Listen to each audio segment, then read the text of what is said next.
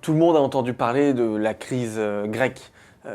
Je crois qu'il ne faut pas avoir en tête le fait que c'est une crise grecque. Je pense que c'est une crise qui a commencé par la Grèce. Parce que ce qui s'est passé en Grèce, au fond, est assez simple. Vous avez des États occidentaux qui, depuis les années 70, financent une partie de leurs dépenses courantes et une partie des dépenses sociales, c'est-à-dire la retraite, l'indemnisation du chômage, la maladie, à crédit.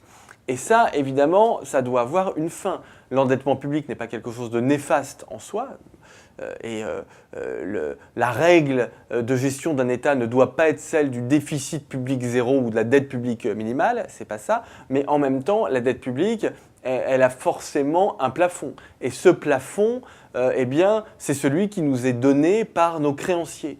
Et c'est bien ce qu'on voit aujourd'hui, c'est-à-dire que les créanciers de nos États nous disent « Attention, vous avez beaucoup dépensé, vous avez des dépenses qui sont nettement supérieures aux recettes publiques, et donc si vous continuez comme ça, on ne pourra plus vous prêter aux mêmes conditions. » Et c'est typiquement ce qui s'est passé en Grèce, où les créanciers ont mis leurs menaces à exécution en demandant à l'État grec des taux d'intérêt toujours plus élevés. C'est d'une certaine façon aussi ce qui se trame dans des pays comme le Portugal, comme l'Espagne. Alors l'Espagne n'a pas un endettement public délirant, mais l'Espagne a une croissance économique sur le long terme assez faible et donc des recettes fiscales qui augmentent assez peu. Et donc sa dette publique, même si elle est relativement modeste, n'est sans doute pas très soutenable.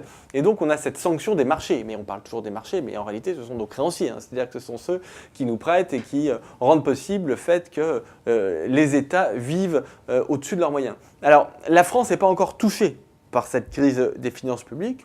Aujourd'hui, nos créanciers nous prêtent de l'argent sans aucun problème, à des taux qui sont faibles. La dette publique est bien notée. Vous avez bien entendu parler de ces agences de notation qui donnent une note à la qualité de la dette et de l'émetteur. Bon, la dette publique aujourd'hui n'est pas inquiétée. Cela dit, moi, ma conviction profonde, mais enfin, c'est quand même une conviction qui ne vient pas de nulle part et qui s'appuie sur un certain nombre de faits, ma conviction, c'est qu'on est arrivé au bout de ce système et qu'aujourd'hui, nos grands États-providence, et ça concerne l'Europe, ça concerne aussi, malgré tout, d'une certaine façon, les États-Unis, mais je pense que ça concerne avant tout l'Europe continentale, nos États-providence doivent se réformer pour réduire leur déficit. Alors, réduire leur déficit, ça peut prendre deux formes, soit une augmentation des recettes publiques, c'est-à-dire de la fiscalité, un alourdissement de la fiscalité. Alors, il y a des pays dans lesquels c'est simple parce que la fiscalité est modeste. En France, elle est lourde, donc c'est sans doute un peu plus compliqué de l'augmenter, mais c'est tout le débat sur les niches fiscales.